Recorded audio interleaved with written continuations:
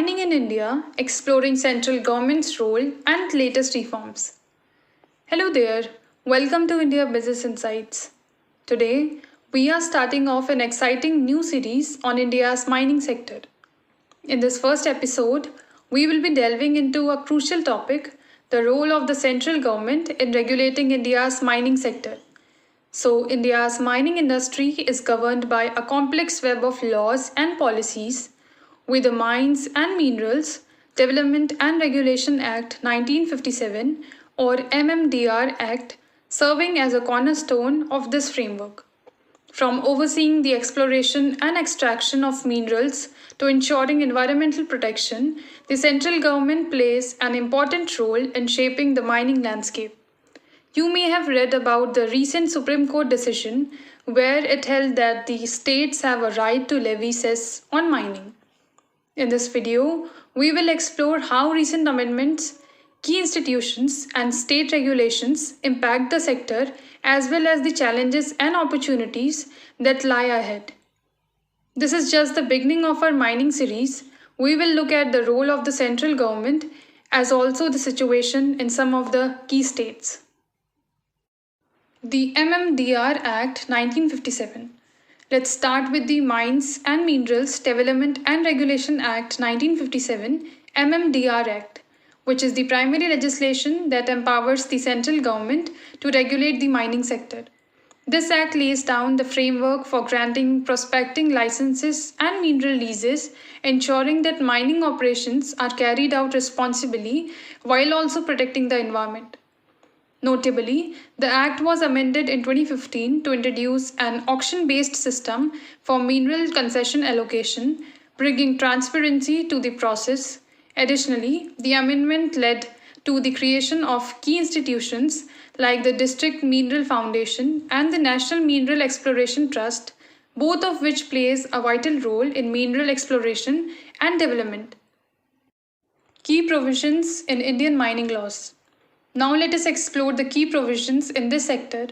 As you all know by now that the legal framework for mining in India is primarily established through the MMDR Act of 1957 and various rules and regulations enacted under it.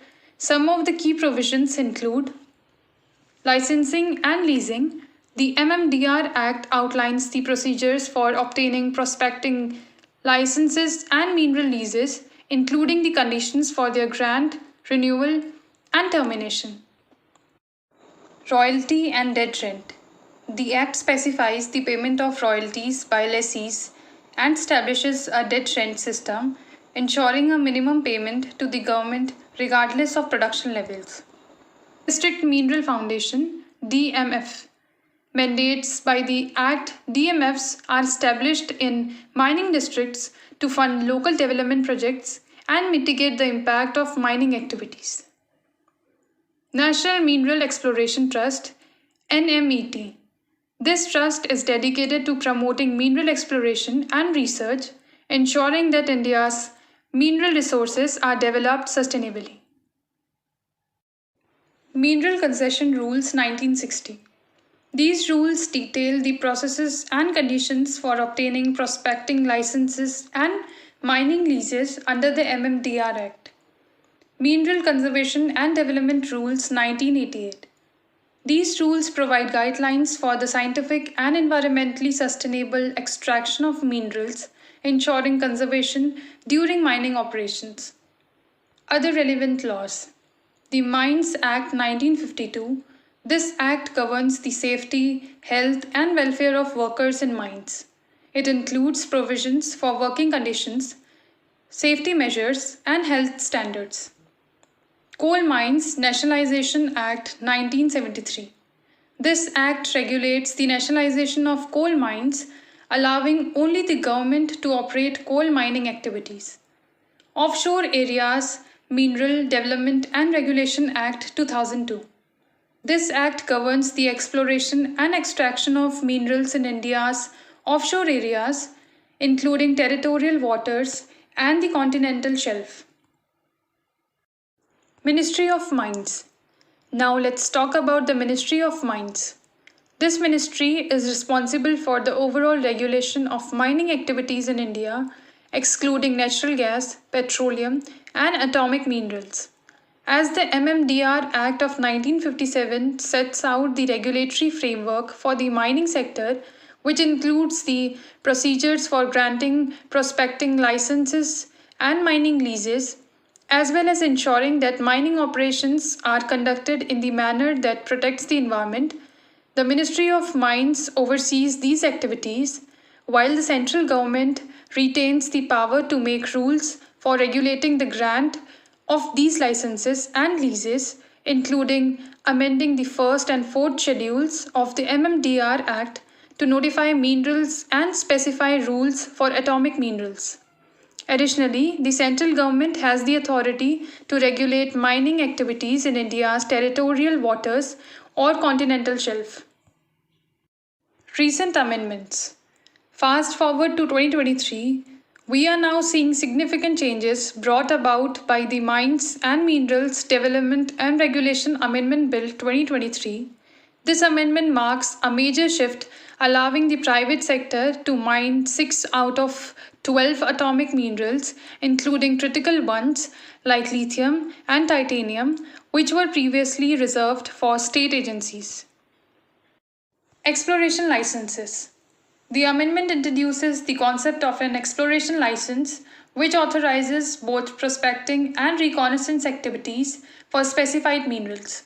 These licenses will be granted through competitive biddings, with the details of the auction process and terms set by the central government.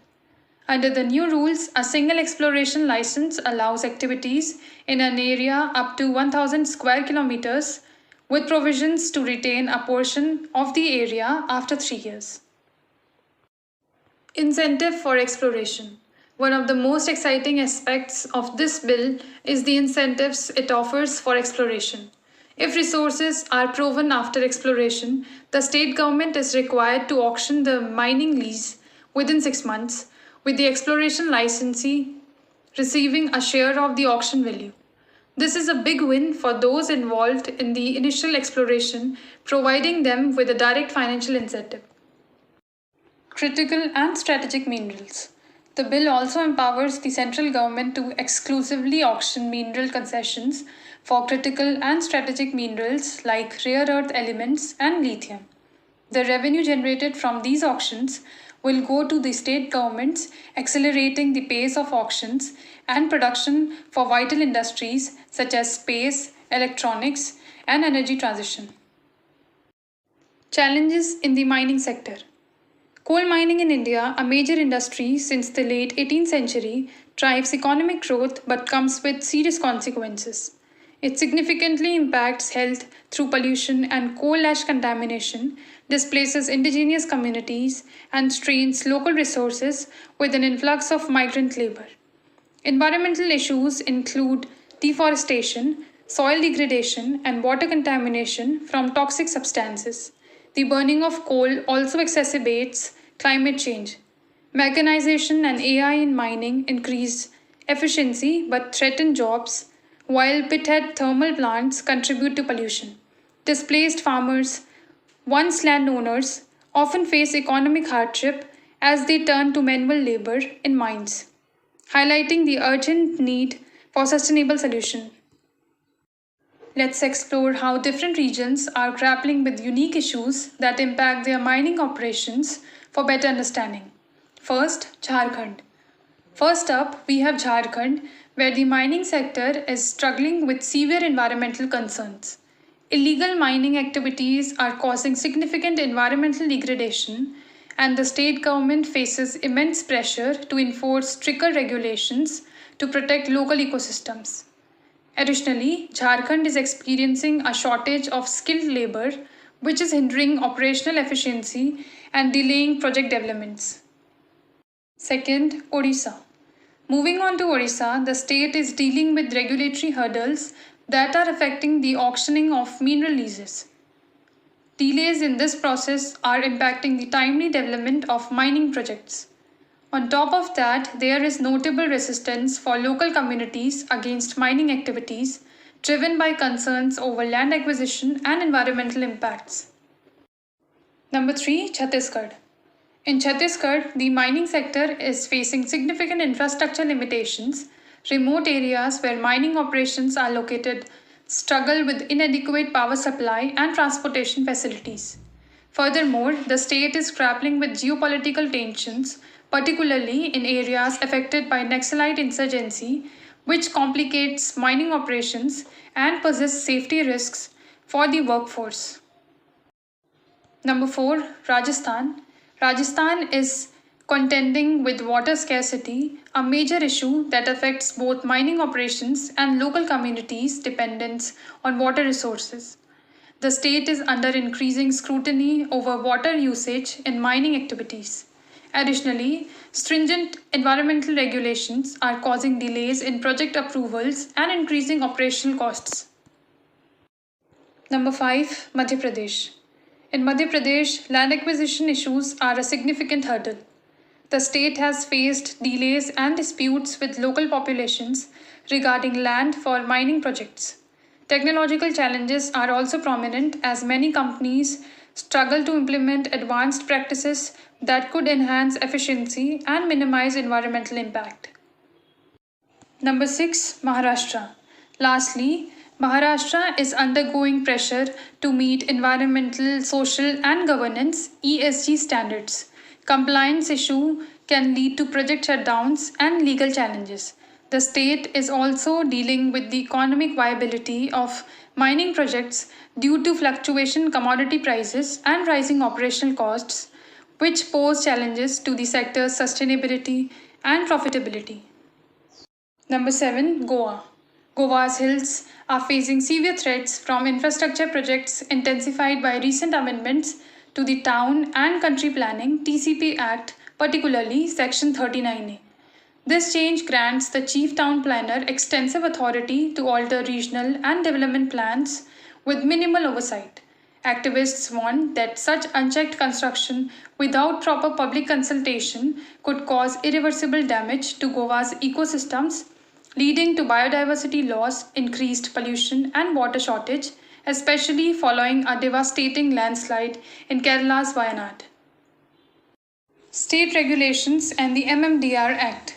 While the Mines and Minerals Development and Regulation Act 1957 provides a central framework for mining regulation, states have their own authority when it comes to minor minerals. States can enact their own laws and levy taxes on mining activities.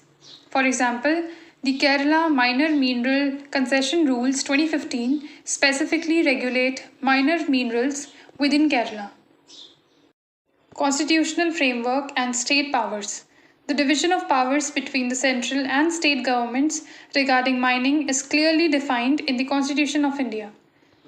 State List 2. Under Entry 23, state governments are granted ownership of minerals within their boundaries, giving them the power to regulate mining activities and levy taxes on minerals extracted within their jurisdiction. Central List 1. Entry 54 grants the central government control over minerals in the exclusive economic zone of India, ensuring that while states manage on land minerals, the central government oversees marine mineral resources. Legislative framework.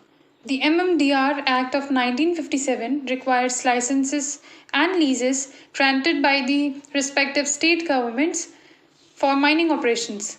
Like we mentioned before, the 2015 amendment to the MMDR Act introduced auction-based mineral concessions for enhanced transparency and established the District Mineral Foundation to address community grievances affected by mining.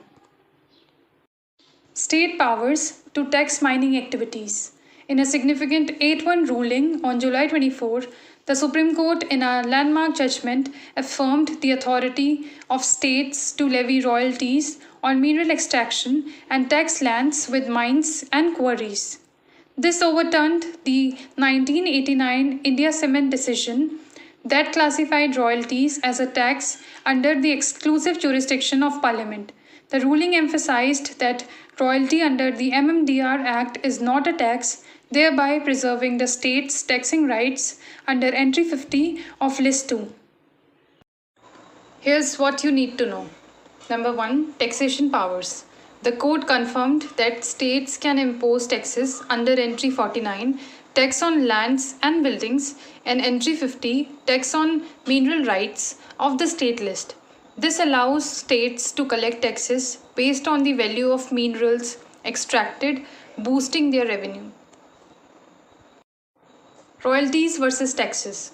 The ruling classified that royalties paid by mining companies are distinct from taxes. Royalties are contractual obligations under mining leases, whereas taxes are levied by the state governments. Now let's break down the concept of royalty and taxation in the context of mining. Royalty. Royalty is a payment made by the lessee to the state government for the right to extract minerals. The rates are determined by the central government under the MMDR Act, but the collection and appropriation are done by the state government. Dead rent. States can also impose a dead rent, which is a fixed payment the lessee must pay regardless of whether minerals are extracted. This ensures the state earns revenue even if mining is inactive. Despite these powers, challenges remain, including potential double taxation and conflicts between state and central regulations. Additionally, the environmental and social impacts of mining must be considered to ensure that activities do not adversely affect local communities or ecosystems. Implications of the ruling. Number 1. Retroactive tax collection. The Supreme Court has empowered states to impose taxes on minerals and mineral-bearing land retroactively from April 1, 2005. States like Jharkhand, Odisha, Chhattisgarh, and Rajasthan are expected to benefit significantly, with mining companies required to make payments over the next 12 years. However, penalties for past dues are excluded. Number 2. Economic impact. While this decision enhances state revenue, it also creates substantial financial obligations for industries dependent on minerals, particularly in sectors like electricity generation, which relies heavily on coal. Number 3. Ongoing legal battles. For instance, in Odisha, the government enacted the ORISED Act in 2004 to levy taxes on mines and mineral-bearing land, but the Odisha High Court struck it down in 2005. Following the recent Supreme Court ruling, Odisha is likely to approach the court to resolve this pending case, potentially collecting around Rs 50,000 crore from mining companies over 12 years, starting April 1, 2026. Also in a recent news, the Union Environment Ministry has prohibited riverbed material quarrying and sand mining during the monsoon season in early September 2024, following requests from Uttarakhand and Himachal Pradesh to extend mining permissions. The monsoon is crucial for replenishing sand and boulder material, and mining during this period can lead to environmental risks, including riverbank erosion and flooding. The ministry emphasized adherence to Sustainable Sand Mining Guidelines 2016 and Enforcement and Monitoring Guidelines 2020, which mandate no mining during the monsoon. These guidelines require multiple surveys throughout the year to assess and manage the impact of mining on riverbeds, ensuring sustainable and responsible practices. State governments and union territories have been instructed to comply with these regulations, emphasizing the importance of conducting replenishment studies before and after the monsoon to evaluate the quantity of riverbed material that can be safely extracted. That wraps up our in-depth look at the central government's role in regulating India's mining sector. We have covered the essential aspects of the MMDR Act, the Ministry of Mines' responsibilities, and the recent legislative changes. The mining sector, while crucial for economic growth, faces significant challenges that require careful management and sustainable practices. As India continues to navigate these complexities, balancing resource extraction with environmental and social responsibilities will be key. If you found this video informative, don't forget to like, share, and subscribe for more insights into India's dynamic industries. Thank you for watching. See you next time in the next one.